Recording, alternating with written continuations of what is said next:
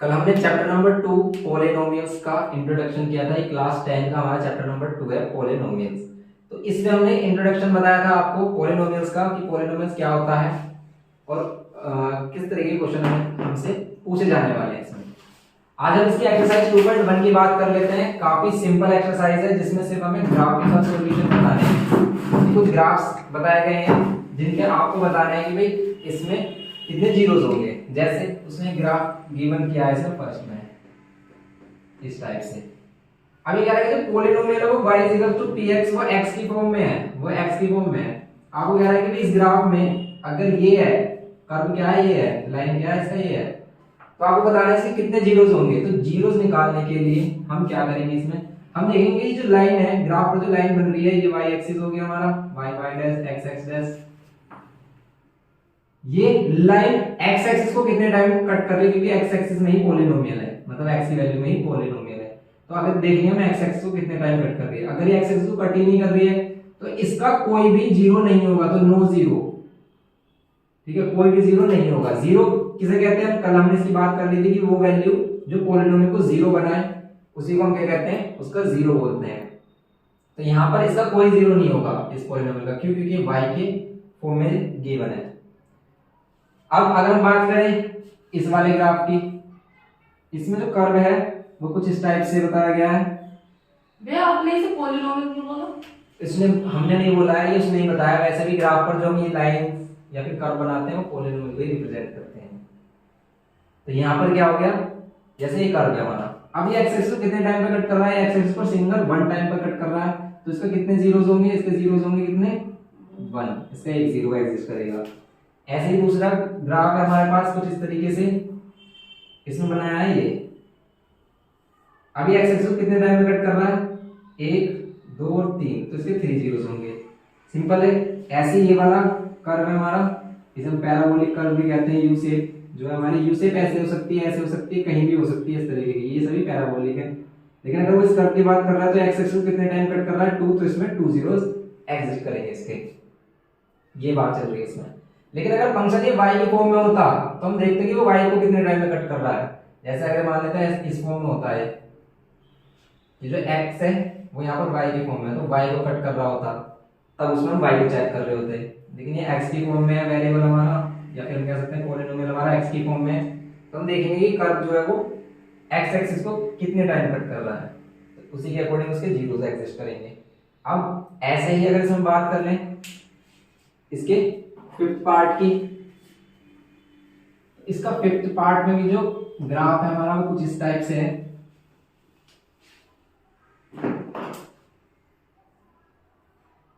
वो है कुछ इस टाइप का, ये 1 2 3 और 4, ये 4 बार कट कर रहा है, तो इसके कितने जीरोस एग्जिस्ट करेंगे, 4, तो इसके 4 जीरोस होंगे मैक्सिमम। और अब हम इसकी बात कर लें, एक और ग्राफ है हमारे पास, ये हमारा इस टाइप से गिवन है। अब बताओ इसमें कितने जीरोस एग्जिस्ट करेंगे, 3 करेंगे। क्योंकि देखो ये यहाँ पर कट कर रहा है, यहाँ टच भी कर रहा है, तो एक बार एक पॉइंट पर टच कर रहा है, तो ये 1 2 3 जीरोस होंगे इसके। तो यही इसमें हमें बताना है। तो अगर इस तरीके का आ जाए क्वेश्चन तो हम ऐसे करेंगे, वरना हमने कल जो इंट्रोडक्शन में किया था भाई कि वो क्या कह देगा आपसे, एक पॉलिनोमियल, एक क्वाड्रेटिक पॉलिनोमियल के जीरो और उनके कोफिशिएंट का रिलेशन वेरीफाई करना है। अब वो क्वेश्चन करने वाले हैं। और आपको पता है कि जो क्वाड्रेटिक पॉलिनोमियल है उसकी स्टैंडर्ड फॉर्म क्या है। हम एक्सरसाइज 2.2 पर चलते हैं। एक्सरसाइज 2.2 पर है हमारे पास क्या, 1 यहीं का था, 1 यहीं पर है, बस 1 में यही कुछ ग्राफ गिवन है। तो एक्सरसाइज 2.2 में देखेंगे, इसमें है हमारा क्वाड्रेटिक पॉलिनोमियल। क्वाड्रेटिक पॉलिनोमियल कल हमने बात कर ली थी, जिसकी हाईएस्ट पावर 2 हो। इसकी स्टैंडर्ड फॉर्म ये होती है ax² + bx + c। जो भी हमारे क्वाड्रेटिक पॉलिनोमियल इस फॉर्म में होंगे वो क्या होंगे, हमारे स्टैंडर्ड फॉर्म में होंगे। अब हम इन क्वाड्रेटिक, मतलब जो क्वाड्रेटिक पॉलिनोमियल है इसके जो कोफिशिएंट है इसमें और इसके जीरोस में एक रिलेशन होता है। पहला रिलेशन क्या होता है कि भाई सम ऑफ जीरोस क्या होता है, जिसमें हम जीरोस मतलब x की वैल्यू, जो 2x की वैल्यू आती है उसमें से एक x की वैल्यू अल्फा, एक को बीटा ऐड कर लेते हैं, और वो सम ऑफ जीरोस किसके इक्वल होता है, -b/a के। और दूसरा क्या है रिलेशन कि product of zeros, product of zeros क्या होता है, सी अपॉन ए, ये होता है। अब इन्हीं को ही हम वेरीफाई करेंगे डिफरेंट डिफरेंट एग्जांपल्स के साथ। बुक के एग्जांपल्स या फिर बुक के क्वेश्चंस करेंगे सबसे पहले हम, और फिर हम आगे क्वेश्चन करेंगे इसमें कुछ एडवांस क्वेश्चन जो आते हैं हमारे। जैसे हम एक्सरसाइज पर आ जाते हैं 2.2 पर। एक्सरसाइज 2.2 में क्वेश्चन नंबर फर्स्ट देखेंगे हम। क्वेश्चन नंबर 1 है हमारा इसका फर्स्ट पार्ट। इसमें ये गिवन क्या है, क्वाड्रेटिक पॉलिनोमियल। अब बताना है आपको, सबसे पहले हम इसका मिडिल टर्म स्प्लिटिंग करेंगे। कल हमने इसकी बात की थी कि भाई मिडिल टर्म स्प्लिटिंग एग्जिस्ट करेगा या नहीं, तो हम इसे चेक भी कर सकते हैं कि भाई इसका मिडिल टर्म स्प्लिटिंग होगा या नहीं। कैसे चेक कर सकते हैं कि अगर आपकी b² - 4ac की वैल्यू क्या आ गई, परफेक्ट स्क्वायर नंबर आ गई, ये 0 आ गई, तो ये एग्जिस्ट करेगा इसका मिडिल टर्म स्प्लिटिंग। जैसे b की वैल्यू क्या होती है, -2 का स्क्वायर कर दिया 4, a की वैल्यू क्या हो गई 1 और c की वैल्यू क्या हो गई -8, then 2 2 4 माइनस माइनस प्लस और 4 8 32 आ गए 36 एक परफेक्ट स्क्वायर नंबर है, इसलिए इसका मिडिल टर्म स्प्लिटिंग एग्जिस्ट करेगा। अब वो एग्जिस्ट करेगा अगर, तो क्या होगा, अब मिडिल टर्म स्प्लिटिंग बताओ कैसे करेंगे। 4 - 2 आएगा।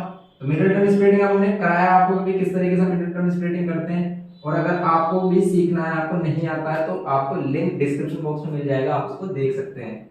यहाँ पर x² माइनस, और ये मिडिल टर्म स्प्लिटिंग हम बार बार आपसे ये बात करेंगे, ऐसा टॉपिक है जिसको आप स्किप नहीं कर सकते, ये बार बार रिपीट होगा आपको हर एक चैप्टर में, तो इसलिए इसे तो आपको सीखना ही है, चाहे हंस के सीखो या रो के सीखो, सीख लोगे तो ज्यादा अच्छा रहेगा। अब इसमें x कॉमन ले लो, यहाँ पर x - 4 और यहाँ पर -2 कॉमन ले लो, यहाँ पर x - 2 आएगा नहीं, 4 आएगा, क्योंकि जो फैक्टर यहाँ वही आना चाहिए। अगर हम 2 कॉमन लेते तो यहाँ पर 4 बचेगा, यहाँ x - 4 और यहाँ पर x - 2, ये हो जाएगी वैल्यू। अब इससे अल्फा बीटा की वैल्यू कैसे निकालते हैं, इन दोनों को 0 के इक्वल रखते हैं, इन दोनों को रखा 0 के इक्वल। x की वैल्यू यहाँ से आई -4 +4 हो जाएगा, और यहाँ से -2 +2 हो जाएगा। अब ऐसा नहीं हमें मिस्टेक या यहाँ पर तो प्लस का 2 ही कॉमन लेते हैं, माइनस का तभी तो रहता है, प्लस का 2 रहता है, माइनस का 2 आता, तो अल्फा की वैल्यू आ रही है क्या +4 और बीटा की वैल्यू आ रही है -2। अब इनके जीरोस को वेरीफाई करेंगे, मतलब से रिलेशन वेरीफाई करेंगे कि सम ऑफ जीरोस किसके इक्वल होता है, -b/a के, और प्रोडक्ट ऑफ जीरोस किसके इक्वल होता है, c/a के। उस चीज को वेरीफाई करेंगे। देखो हम वेरीफाई कैसे करना है कि हम फर्स्ट वाला रिलेशन वेरीफाई करेंगे कि भाई सम ऑफ जीरोस किसके इक्वल होगा, -b/a, तो -b/a। यहां पर देखो अल्फा की वैल्यू क्या आई हमारी 4, यानी क्या 4 प्लस बीटा की वैल्यू -2, तो -2, यहां पर कितना आ रहा है 4 - 2 2। अब इधर की साइड 2 आ रहा है, इधर भी 2 आना चाहिए अगर हम इसे वेरीफाई कर रहे हैं। हम पहले हमने एलएचएस साइड ले लिया, अब आरएचएस साइड ले रहे हैं। आरएचएस में हमें -b/a दिखाना है, तो b की वैल्यू क्या है, b की वैल्यू है ये -2, a की वैल्यू क्या है, a की वैल्यू यहाँ 1 है, कुछ नहीं है तो 1 लेंगे हम, a की वैल्यू 1 हो गई, -2 जाएगा 2/1 2, तो बस हमारा एलएचएस और आरएचएस इक्वल आ गया, हेंस ये वेरीफाई हो गया। ये करना होता है हमें अगर हमें रिलेशन वेरीफाई करने के लिए बोलता है। तो इन सभी क्वेश्चन में फर्स्ट वाला जो क्वेश्चन है, इसके सभी पार्ट में हमें रिलेशन को वेरीफाई भी करके दिखाना है। तो फर्स्ट का ये फर्स्ट वाला रिलेशन हो गया, इसका सेकंड वाला जो रिलेशन है क्या है कि भाई प्रोडक्ट ऑफ जीरोस किसके इक्वल होता है, c/a के, इसको वेरीफाई करो। तो इसमें अगर हम एलएचएस साइड लेते हैं, ये प्रोडक्ट ऑफ जीरोस अल्फा और बीटा की वैल्यू का प्रोडक्ट मींस अल्फा की वैल्यू 4, बीटा की वैल्यू -2, कितना आ रहा -8। अभी आरएचएस लेंगे, c की वैल्यू कितनी, यहाँ पर देखो c की वैल्यू कितनी -8 और a की वैल्यू कितनी 1, तो 1 मतलब यहाँ पर कितना हो जाएगा हमारा -8, तो -8 हो गया हमारा, दोनों इक्वल हो गया एलएचएस आरएचएस। तो बस ये वेरीफाई हो गया, यही करना है हमें इसमें सभी क्वेश्चन में। अब ये तो हमारे क्या हो गए, मतलब फर्स्ट क्वेश्चन हो गया, सिंपल है। सेकंड वाला क्वेश्चन देखोगे, इसमें मिडिल टर्म स्प्लिटिंग कर देंगे, ये भी इसी तरीके से है। थर्ड वाले में देखो आप, वैसे इसके सभी क्वेश्चन लेके चलेंगे कि भाई कैसे इसके सभी क्वेश्चन करते हैं, तो हम कोई भी क्वेश्चन स्किप नहीं करेंगे, सारे क्वेश्चन देखेंगे इसमें हम कैसे करते हैं, ठीक है। जैसे ये वाला क्वेश्चन हो गया, अब हम इसके सेकंड वाले पार्ट की बात करते हैं। एबीसी की वैल्यू कंपेयर करनी है, आपको आनी चाहिए कि भाई एबीसी की वैल्यू क्या होगी, एक्स स्क्वायर का कोफिशिएंट होगा वो a की वैल्यू, एक्स का कोफिशिएंट होगा वो b की वैल्यू, जैसे एक्स का कोफिशिएंट -2 था तो -2 b की वैल्यू, c की वैल्यू जो बच गया कांस्टेंट टर्म। ओके, अब इसमें करेंगे इसका सेकंड पार्ट।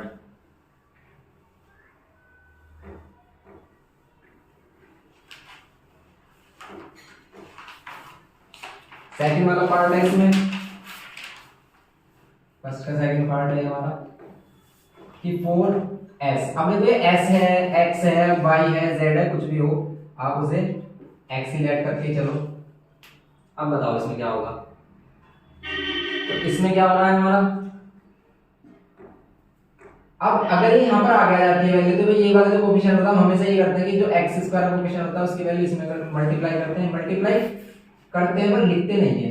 4 के 1 में करेंगे 4, अब 4 के फैक्टर ऐसे करने हैं आपको कि भाई प्लस करने पर 2 आए, 4 के तो फैक्टर ये 2 × 2 होंगे, तो बस हम क्या करेंगे इसमें 4s और इस 4 को ब्रेक करके 2 + 2 लिख देंगे क्योंकि प्लस करने पर 4 आ रहा है, मल्टीप्लाई करने पर 4 से ये 4 ही आ रहा है। प्लस करने पर क्यों, क्योंकि यहाँ प्लस है। तो ये मिडिल टर्म स्प्लिटिंग हमने आपको बताया था कि कैसे मिडिल टर्म स्प्लिटिंग करते हैं। तो फिर हम आपसे रिक्वेस्ट करते हैं कि भाई आप इसका मिडिल टर्म स्प्लिटिंग देख लें तो आपको चीजें समझ में आ जाएंगी। अगर नहीं आ रही हैं तो s करेंगे इधर 2s और माइनस प्लस माइनस और 2s + 1। अब देखो इनमें क्या कॉमन आ रहा है 2 और भी s, तो यहाँ बचेगा 2s और यहाँ पर -1। इन दोनों में से -1 कॉमन लेंगे तो 2s और -1, -1 की कॉमन लिया क्योंकि यहाँ -1 चाहिए था, यहाँ माइनस बनाने के लिए हमने माइनस साइन कॉमन लिया, तो 2s - 1 और यहाँ पर 2s - 1। अब इनको इंडिविजुअल 0 के ऊपर पुट करते हैं तो ये आती है वैल्यू s = हो गया 1/2। सेम एज इट इज ये हो जाएगा हमारा, इसको भी अगर हम 0 के ऊपर पुट करते हैं तो 2s = 1 और s की वैल्यू +1/2। इनको 0 के ऊपर क्योंकि देखो अगर इसकी वैल्यू 0 हुई ये तब भी 0 हो जाएगा, इसकी वैल्यू 0 तब भी 0, इसलिए हम अलग अलग इन्हें 0 के ऊपर पुट कर सकते हैं। क्योंकि अगर किसी एक पूरे की वैल्यू 0 हो जाए तो ये पूरा 0 हो जाएगा, क्योंकि हम जीरोस निकाल लें ऐसी वैल्यू जो इन्हें 0 बना दे। तो 0 बनाएगी कब, जब या तो ये 0 हो जाएगा, इसको अगर हमने 0 लिख दिया पूरा, इस पूरे की वैल्यू से 0 लिखा तो ये 0 × ये पूरा फैक्टर है, पूरा 0 हो जाएगा, तब 0 वैल्यू बन सकती है, या फिर इसे 0 रख लो तब 0 बन सकती है, इसलिए हमने 0 0 के इक्वल रखते हैं। अब ये अल्फा की वैल्यू और ये बीटा की वैल्यू। अब इनका फिर हम क्या करेंगे, वेरीफाई करेंगे इसका रिलेशन, और रिलेशन वेरीफाई करने के लिए फिर करेंगे हम क्या, sum of zeros product of zeros वाला। तो करेंगे हम इसमें रिलेशन वेरीफाई। तो पहला क्या है रिलेशन की सम ऑफ जीरोस किसके इक्वल आना चाहिए, -b/a के। अल्फा की वैल्यू 1/2 LHS ले रहे हैं, भैया का कौन फ्रैक्शन आ रहा है, बीटा की वैल्यू 1/2। तो यहाँ पर क्या हो गया 1/2 प्लस क्या कितना आएगा 1 आएगा, हाफ और हाफ ही तो है, एलसीएम 2 लोगे 1 + 1 यहाँ पर कितना हो जाएगा 2.21। और फिर RHS करेंगे अगर हम तो RHS कितना आएगा हमारा, ये -b/a -b की वैल्यू क्या है, तो इसमें कंपेयर कैसे करेंगे, ये a की वैल्यू जो x का कोएफिशिएंट है, b की वैल्यू जो x का कोएफिशिएंट है, और यहाँ पर बचा हुआ c की वैल्यू। तो b की वैल्यू क्या है -4, माइनस इसमें ऑलरेडी है तो -4, a की वैल्यू क्या है 4 तो 4 लिखेंगे, यहाँ माइनस माइनस प्लस का 4/4 1 हो गया LHS RHS के इक्वल। ये वेरीफाई हो गया हमारा कि LHS RHS के इक्वल हो गया। फिर 2 किस प्रोडक्ट ऑफ जीरोस दिखाओ कि प्रोडक्ट ऑफ जीरोस किसके इक्वल होता है C/a के। अल्फा की वैल्यू क्या 1/2, बीटा की वैल्यू क्या 1/2, प्रोडक्ट करो कितना आ रहा है 1/4 आ रहा है, ऐसे इसमें करो C की वैल्यू क्या 1, a की वैल्यू क्या 4, 1/4 आ रहा है, 1/4 1/4 LHS RHS के इक्वल, ये तो दिखाना है। तो ये हो गया रिलेशन वेरीफाई, ऐसे करेंगे। अब इसका जो थर्ड पार्ट है वो अलग दिया है, इसमें इतना भी अलग नहीं है कि अगर आपको मिडिल टर्म स्प्लिटिंग आता है तो आप इसे आसानी से कर सकते हो, लेकिन अगर आपका मिडिल टर्म स्प्लिटिंग वीक है तो आपको बिल्कुल अलग लगेगा क्वेश्चन। अब देखो आप कि उसमें क्या है, तो हमेशा इक्वेशन को स्टैंडर्ड फॉर्म में लिख लो आप। अब देखेंगे इसका थर्ड पार्ट। थर्ड पार्ट में क्या है, इसमें देखो कि 6x² माइनस का 3 और माइनस का 7x ये है। अब बताओ कि इसका मिडिल टर्म स्प्लिटिंग कैसे होगा।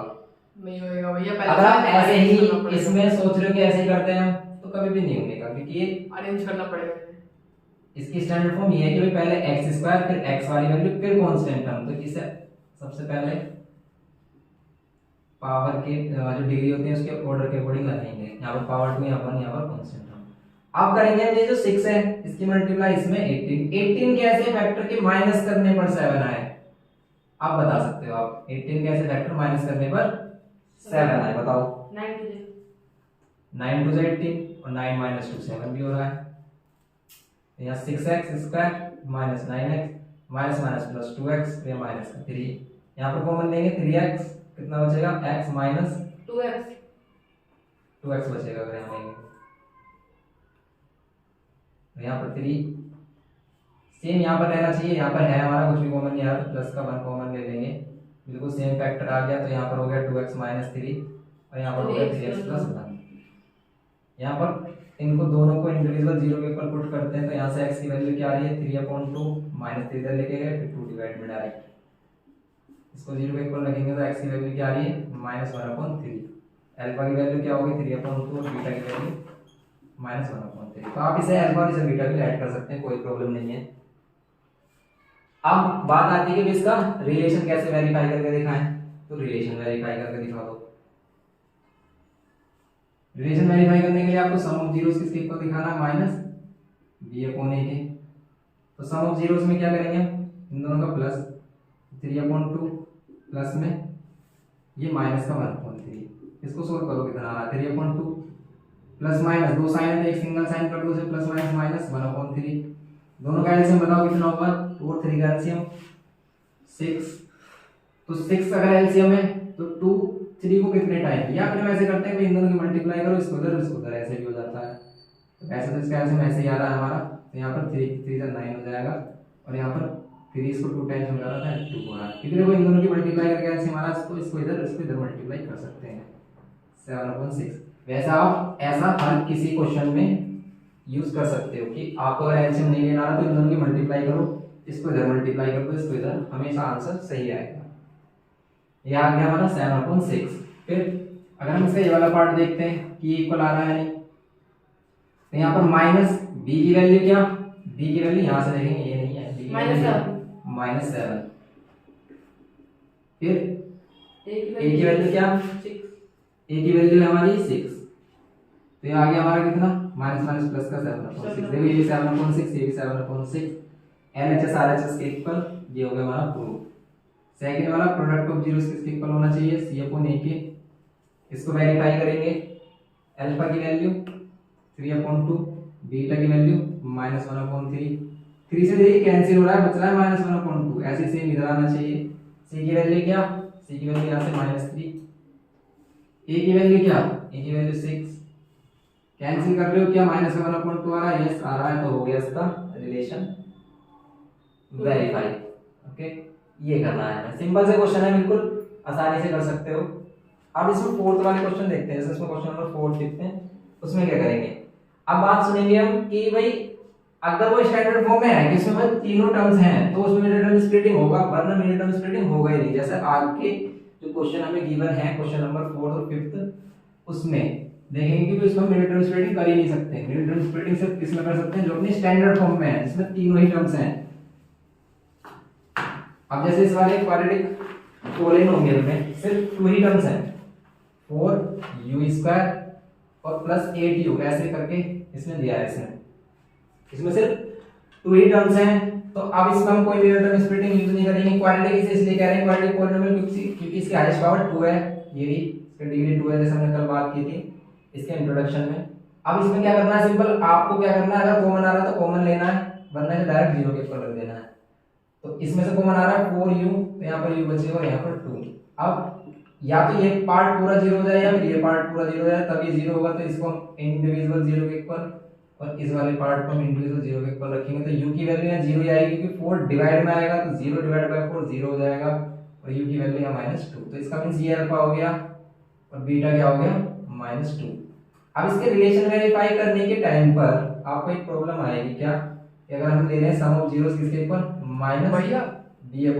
हां जी 4u दोबारा समझा है ना, 4u इन दोनों में से कॉमन लिया है हमने, दोनों में से 4u कॉमन लिया, इसमें से 4u नीचे कॉमन जो लिया। आप वो कर रहे हो, जीरो के ऊपर लिख रहे हो तो ये 0 के इक्वल, ये देखो ये पूरा 0 कब होगा, या तो ये पूरा 0 हो जाए या फिर ये 0 हो जाए। तो यहाँ पर हमने इसको 0 के इक्वल रख दिया तो u की वैल्यू 0 आ रही है। तो आप 0 देखो, u की वैल्यू 0 ले लो तब ये पूरा 0 आएगा, u की वैल्यू -2 ले लो तब ये पूरा 0 आएगा। तो ये दोनों जीरोस हो गए इसके। तो ये इन्हीं को हम अल्फा रेट को बीटा ऐड कर लेते हैं। पहला अल्फा की वो वैल्यू 0 है तो फिर सारा ही दे दो। हाँ तो हमें वही वैल्यू चाहिए जो इसे 0 बना दे। तो एक तो 0 खुद ही है जो इसे 0 बना दे, लेकिन हर किसी क्वाड्रेटिक पॉलिनोमियल में ऐसा नहीं होता। अगर इस तरह का क्वाड्रेटिक पॉलिनोमियल होता तो उसमें जरूरी नहीं है कि भाई 0 रखने पर इसका आंसर 0 आ जाए, नहीं होगा 0 रखने पर आंसर 0। अगर आप 0 रख देते हो उसमें तो ये पूरा 0 हो जाएगा, ये 0 हो जाएगा, 1 बच जाएगा। तो 0 इसका 0 नहीं है, लेकिन यहाँ पर 0 इसका 0 है, मींस कि 0 इसको 0 बना रहा है, इसलिए इसका 0 है। अब हमने बात की भी ये दोनों आ गए हमारे अल्फा प्लस बीटा किसके इक्वल होना चाहिए, -b/a। अल्फा की वैल्यू आपको पता है, बीटा की वैल्यू आपको पता है। दोनों को सोल्व करोगे कितना आएगा 0 और या -2 आएगा। लेकिन ये b और a की वैल्यू क्या लेंगे हम, देखो x² वाली वैल्यू a की वैल्यू, x वाली वैल्यू b की वैल्यू, जो बची हुई वैल्यू है वो c की वैल्यू। अब इसमें बची हुआ तो कुछ है नहीं, तो बचा कुछ है ही नहीं, तो हम इसे ले सकते हैं 0, 1 नहीं ले सकते। अगर 1 लेंगे तो उसकी वैल्यू है कुछ, 0 लेंगे तो भाई 0 कोई वैल्यू नहीं है। अगर हम किसी भी चीज में 0 ऐड करते हैं तो वो वैल्यू जो वैल्यू सेम रहेगी। अगर हम इस पूरे क्वाड्रेटिक पॉलिनोमियल में 0 ऐड करते हैं तो ये यही रहेगा, कोई चेंज नहीं होगा। अगर हमने 1 ऐड कर दिया तब वो चेंज हो जाएगा। तो अब हम क्या करेंगे, इसमें यहाँ वैल्यू रखेंगे माइनस, b की वैल्यू क्या, यहाँ पर b की वैल्यू है 8, a की वैल्यू क्या है, a की वैल्यू है 4। सोल्व कर रहे हो क्या आ रहा है, सोल्व कर रहे हैं -2 आ रहा है, तो हो गया बस वेरीफाई। ये यहाँ पर भी -2 आ रहा है, यहाँ भी -2, यहाँ भी -2, वेरीफाई। अब अगर हम इसमें दूसरा वाला रिलेशन वेरीफाई करते हैं, प्रोडक्ट ऑफ जीरोस वाला, कि अल्फा इनटू बीटा किसके इक्वल होना चाहिए, c/a। अल्फा की वैल्यू 0, बीटा की वैल्यू -2, c की वैल्यू कितनी है 0, a की वैल्यू कितनी है 4, ये पूरा 0 और ये भी 0, ये 0 हो गया, खत्म। तो ये हो गया हमारा इसका फोर्थ पार्ट। अब इसका फिफ्थ पार्ट देखते हैं। ये भी फिफ्थ पार्ट में भी आपको स्टैंडर्ड फॉर्म में गिवन नहीं किया क्वेश्चन, ये फोर्थ पार्ट था, थर्ड ही लिखा है हमने इसमें। ये है इसका फिफ्थ पार्ट है, फोर्थ पार्ट इसका पहले था। इसमें है t² और -15, ये है t² -15 है। बताओ इसमें क्या करें, इसमें तो कुछ कॉमन भी नहीं आ रहा, तो क्या कर सकते हैं, 1 कॉमन लेकर के हम कुछ भी नहीं कर 15 पे भी स्क्वायर है भैया, 15 15 पे भी स्क्वायर है, 15 पर भी स्क्वायर नहीं है, ये ऐसे ही है रहेगा। अब देखो अगर कुछ कॉमन नहीं आ रहा तो हम डायरेक्ट क्या रखेंगे, इसको 0 के इक्वल रखेंगे, क्योंकि हमें इस पूरे की वैल्यू 0 चाहिए। तो भाई इस पूरे की वैल्यू 0 होगी, हमने पूरे को 0 के इक्वल रख दिया। और ऐसा कब होगा कि ये पूरा 0 हो जाए, जब t की वैल्यू कुछ होगी। अब वो t की वैल्यू हम यहाँ से निकाल सकते हैं, कैसे, -15 लगाकर +15। t की वैल्यू यहाँ पर रूट स्क्वायर आएगा, स्क्वायर रूट आएगा √15।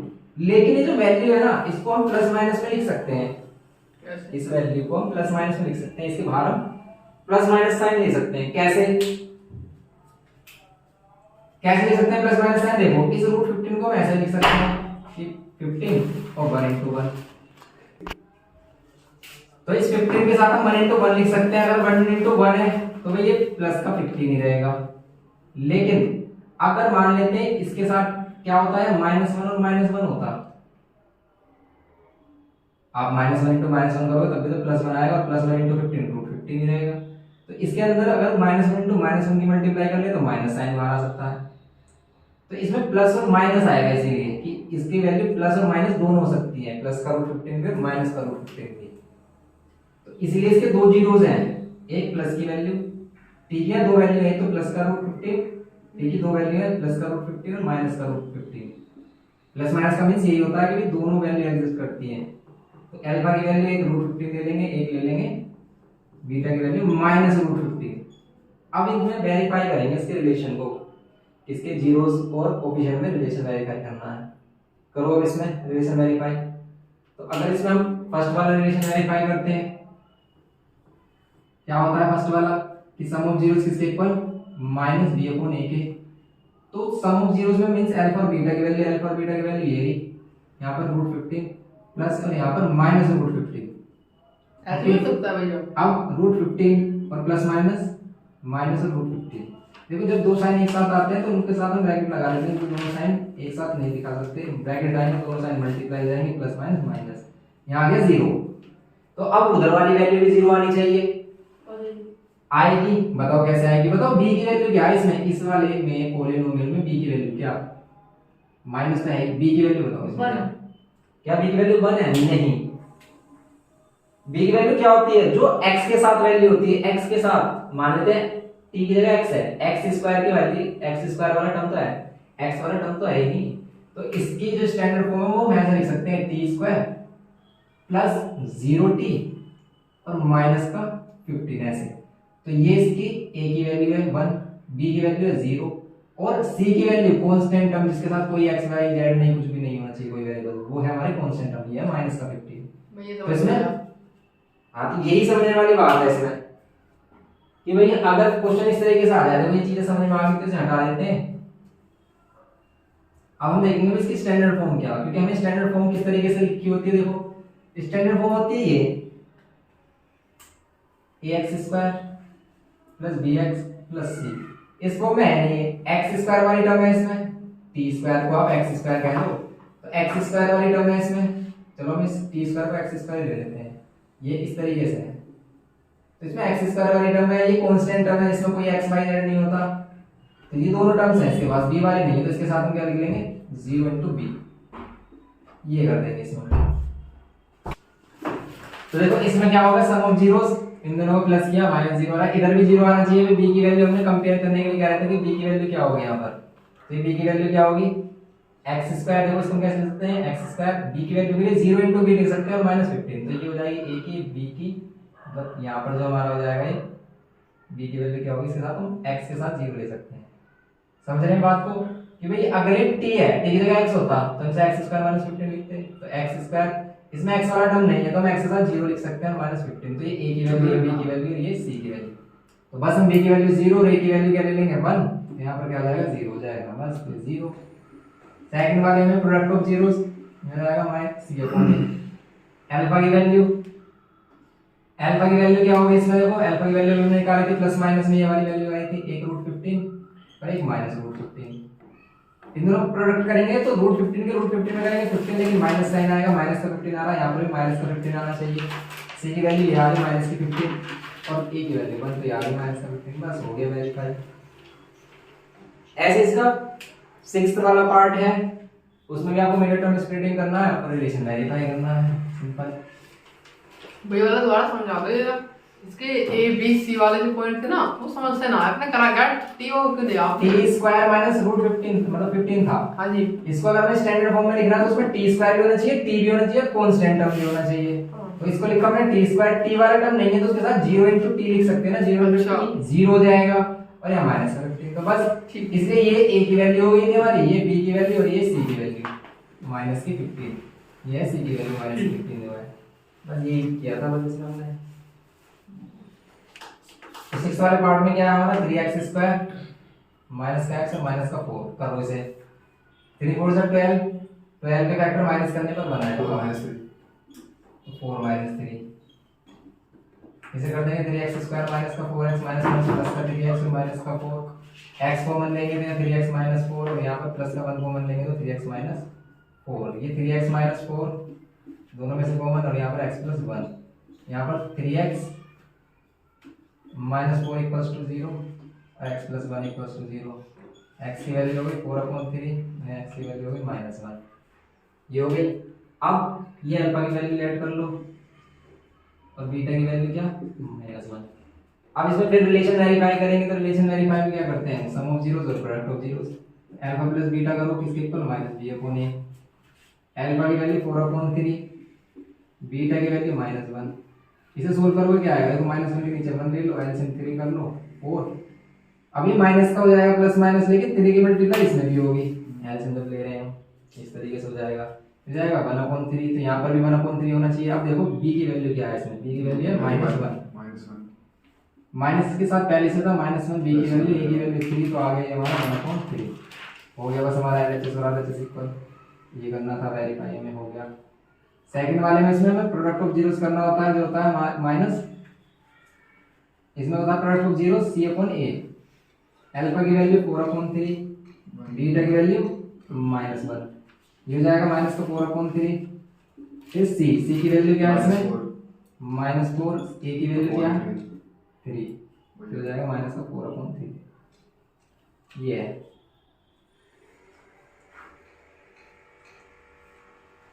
आगे वाले जो क्वेश्चन है उसमें बस आपको क्या करना है, उसमें हमें पोलिनोमियल बनाना है, उसमें हमें जीरोस दे रखे हैं। अब देखो मैंने मतलब आपको अगर मान लेते ये दोनों वैल्यू दे रखे हैं, जीरोस दे रखे हैं, और आपको ये बनाना है, तो आप कैसे बनाओगे? इसका फॉर्मूला होता है क्या, x² minus alpha plus beta into x और प्लस अल्फा इंटू बीटा।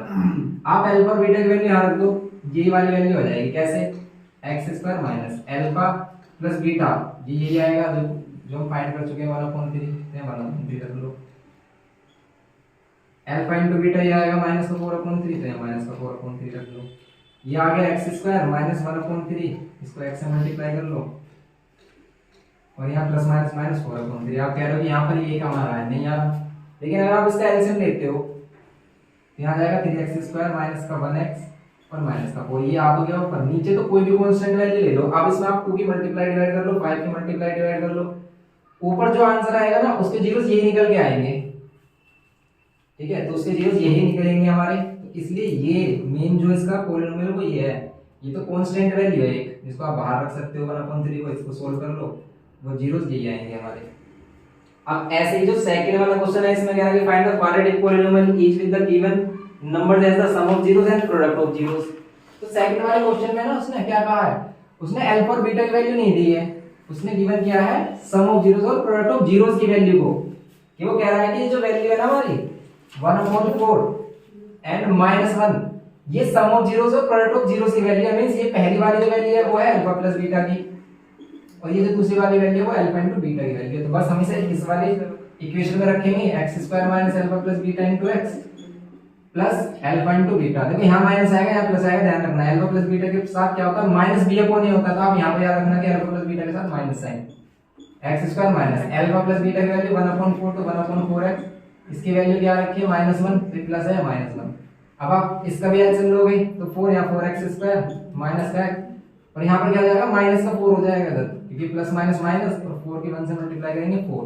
तो जो मेन पॉलिनोमियल है वो ये है, आप इसे हटा भी देते हो ना तो यही आंसर आप लिख सकते हो, आप इसे ऐसे भी छोड़ सकते हो, ऐसे भी सही है, ये है बात इसमें। ऐसे हम सभी क्वेश्चंस को कर सकते हैं, तो आप ऐसे सभी क्वेश्चन कर लेंगे।